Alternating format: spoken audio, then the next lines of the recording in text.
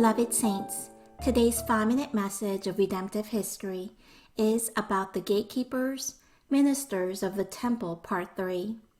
From the 6th book of the Redemptive History series, The Eternal High Priest of the Covenantal Oath. Last time, we learned the 3 duties of gatekeepers.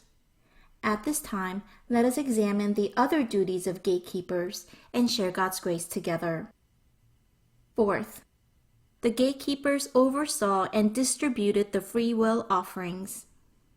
2 Chronicles 31 verse 14 states, Kor, the son of Imnah, the Levite, the keeper of the eastern gate, was over the free will offerings of God to apportion the contributions for the Lord and the most holy things.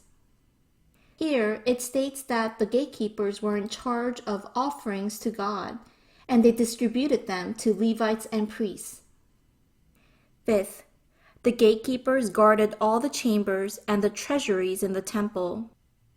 Among the plans for the temple that the Holy Spirit had shown David was a plan for the storehouses of the house of God and for the storehouses of the dedicated things.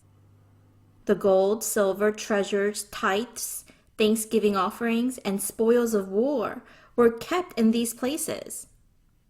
When David commanded Solomon to build the temple storehouses, he also appointed specific people to oversee these storehouses.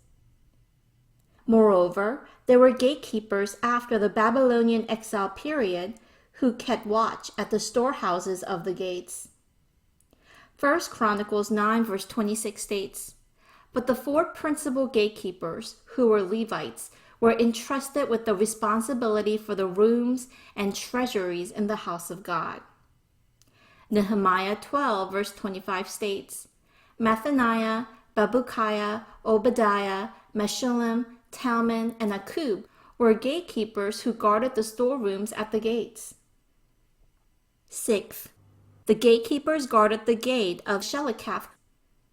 1 Chronicles 26 verse 16 states, The lots for the west gate and the Shelikath gate on the upper road fell to Shuppim and Hosah. Guard was alongside of guard. Here, the gate of Shelikath led to the highway on the west side of the temple. This path was made by King Solomon in order to go up to the temple, and was known as his stairway by which he went up to the house of the Lord. In other words, when the king went up to the temple to meet God, the gatekeepers guarded the gate so that the king in holiness can meet with holy God. Seventh, the gatekeepers closed the temple gates on the Sabbath and prevented the merchants from entering. Nehemiah rebuilt the walls of Jerusalem and appointed gatekeepers to guard the city gates. The gates were guarded especially to prevent commercial activities on the Sabbath. Nehemiah 13 verse 19 states, And it came about that just as it grew dark at the gates of Jerusalem before the Sabbath, I commanded that the doors should be shut and that they should not open them until after the Sabbath. Then I stationed some of my servants at the gates that no load should enter on the Sabbath day. Beloved saints, what was the reason to station gatekeepers to guard the temple or the house of God? It is because the temple is where God dwells. By dwelling in the temple, God's people can receive God's blessings, gain his strength, and find the highways of Zion. Although many difficult and wearisome events and countless temptations come from Satan, we must pass through the valley of tears and overcome with faith to enter into the temple. Then at last, God will bestow upon us the blessing of the spring and of the early rain.